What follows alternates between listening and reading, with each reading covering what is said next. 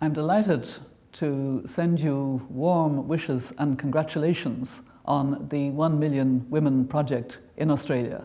I've been aware of it for the last 2 years, and I'm really impressed with the fact that there are already over 50,000 active Australian members of 1 Million Women. This is the kind of women's leadership that I'm very enthusiastic about and supportive of. And I'd like to congratulate Natalie Isaacs on being the founder and CEO and kindly inviting me to be with you for this SAVE Summit. I'm sorry that I couldn't make it this time, but it is a time when women's leadership is making a difference on climate change. We saw that very much in the recent Conference of the Parties, COP17 in Durban. My foundation, the Mary Robinson Foundation Climate Justice, had already begun to encourage women's leadership the year before in Cancun in Mexico.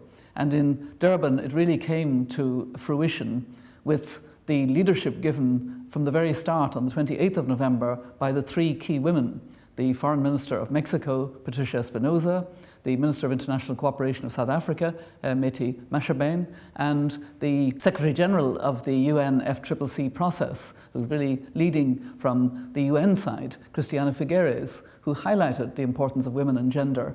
And from then, there were so many side events until on the 7th of December, we had a ministerial event, which I think has committed ministers on the way forward now to Rio+20.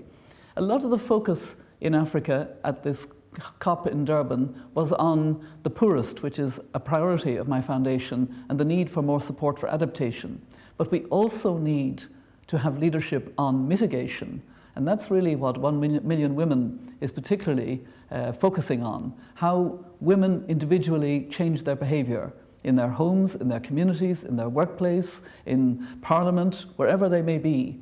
And indeed, you have a woman Prime Minister, whom I hope will also be part of giving an example, as indeed is being proposed in legislation and elsewhere for Australia. You need to do it. Australia is a bad polluter.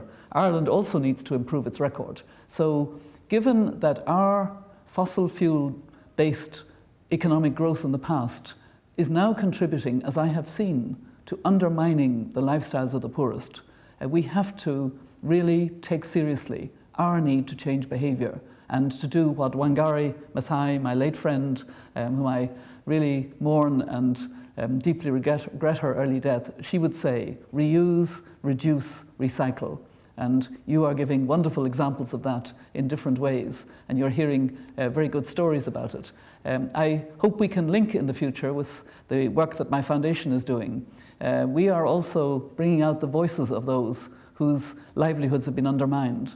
I was in Somalia in July of this year. We had famine declared while I was there, a famine in the 21st century, partly because there hasn't been any effective governance in Somalia, effective government, since I was there as President of Ireland 19 years ago.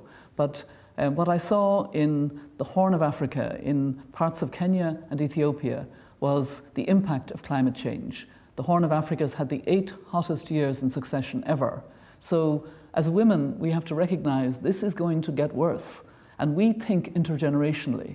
I think a lot about my 4 grandchildren who will be in their 40s in 2050, and what it will be like for children throughout the world in 2050 if we don't change our habits and our behavior.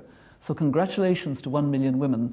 You're giving leadership from Australia, and I hope I have an opportunity to interact with you physically in the coming years. And all good wishes with this particular SAVE Summit and your future plans.